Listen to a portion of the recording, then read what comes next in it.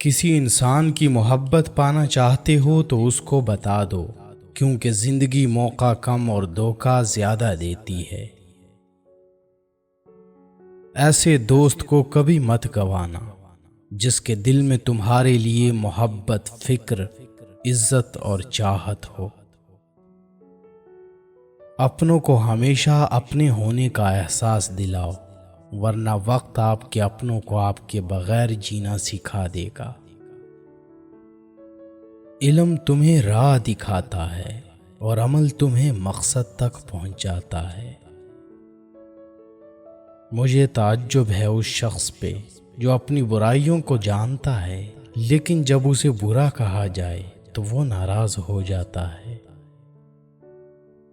کسی کے برا کہہ دینے سے نہ ہم برے ہو جاتے ہیں نہ اچھے۔ اپنی زبان سے ہر شخص اپنا ظرف دکھاتا ہے، دوسرے کا عکس نہیں۔ حضرت علی رضی اللہ تعالی عنہ فرماتے ہیں، جس انسان کے اندر یہ 3 عادتیں ہوں وہ ضرور بے عزت اور ذلیل ہو جاتا ہے۔ پہلی عادت، جو فضول خرچ کرتا ہو۔ پھر حضرت علی رضی اللہ تعالی عنہ فرمانے لگے، میں نے اللہ پاک کے پیارے رسول محمد صلی اللہ علیہ وسلم سے سنا ہے کہ فضول خرچ کرنے والا شیطان کی صفت ہے۔ اور دوسرا وہ شخص ہے جو جھوٹ بولتا ہے۔ پھر حضرت علی رضی اللہ تعالی عنہ فرمانے لگے، میں نے اللہ پاک کے پیارے رسول محمد صلی اللہ علیہ وسلم سے سنا ہے کہ جو شخص جھوٹ بولتا ہے وہ اللہ کی مخلوق کے نزدیک دن بدن ذلیل ہو جاتا ہے۔ اور تیسرا، غصہ کرنا۔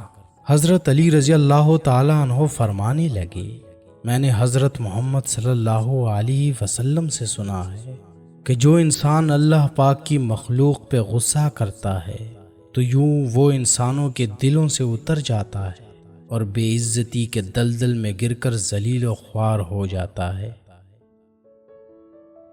3 انسان 3 چیزوں سے محروم رہیں گے: غصے والا صحیح فیصلے سے، جھوٹا عزت سے، اور جلد باز کامیابی سے۔